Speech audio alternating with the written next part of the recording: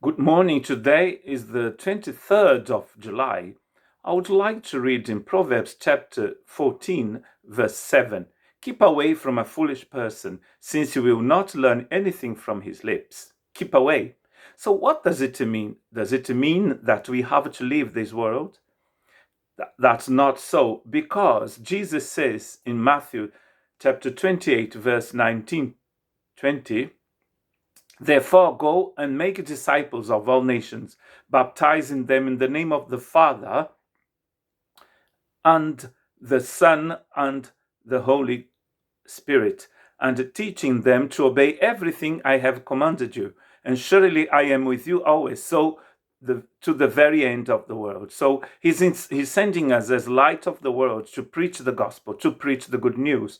So we need to be around, to be with people, to live in this world, to be able to share the good news. He's not sending us into a desert or into a cave so we can keep away from people. It's not actually keeping away from people. And that's what we are going to see.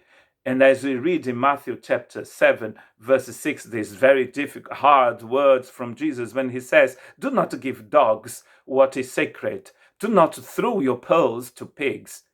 If you do, they may trample them under their feet and turn and tear you to pieces. Sacred things are not to be given to pigs. For Jewish people, pigs were very impure. They didn't eat pork, and the animal in itself was an impure animal. And pearls are very precious, so you don't give them to pigs. You don't share pearls with people who don't want them. They reject them. So you don't share them with those people who reject them. In 1 Corinthians, we are going to find a word that's going to help us to understand what Proverbs chapter 14, verse 7, anyway, to start understanding what it means to keep away from a person who rejects God's wisdom. And that text is 1 Corinthians chapter 5, verse 9 to 11. I wrote to you in my letter not to associate with sexually immoral people. To associate. It's a commercial term. What it means here is that we are going to do the same thing that they are doing. We are going to agree with what they are doing. It's interesting how the law here in France sees a person who does something that is wrong and a person who is helping that person to do that. Many years ago, I visited a couple in prison, and the man was in prison because he was selling what didn't belong to him. And the woman was aware of what he was doing, and the woman, though she didn't sell anything, she was in agreement with that person. She was in an association with that person. Both spent the same time in prison. So an association with it's not just by being with the person, it's actually agreeing with what the person is doing. It's being in an association with that person. Because he's saying, verse 9, not at all meaning the people of this world who are immoral or the greedy and swindlers or idolaters. In that case, you would have to leave the world. It's not just not being with the people, it's being in a association with them. And that's very different. So we have to keep away from that sort of association. The wages of sin is death. And the temptation sent by the devil is going to lead us to death as well. Walk with the wise and become wise, says Proverbs 13:20. For a companion of fools suffer harm.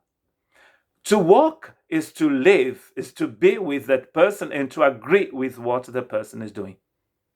If you walk with a person who is wise, you will become wise.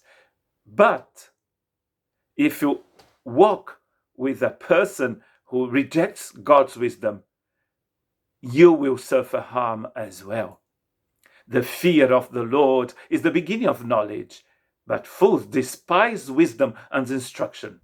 You see, a person who is a fool here, it's a person who has despised God's wisdom. So what the text is saying, that we should not be in an association with that.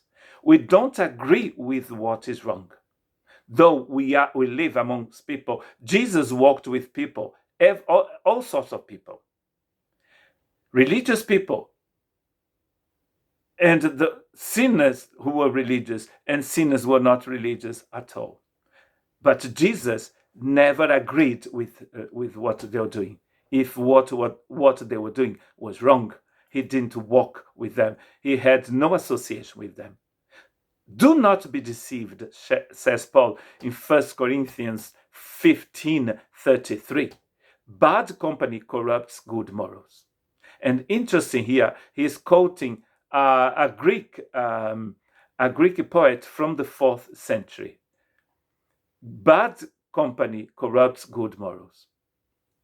And that Greek philosopher was talking about the bad fruits. Bad company will bear bad fruit. So we have to be aware of that. And our key word will be found in 2 Corinthians chapter 6, 14 to 15. Do not be yoked with unbelievers. For what is there in common between righteousness and lawlessness? Or what fellowship has light with darkness? What harmony is there between Christ and the devil? You see, the yoke.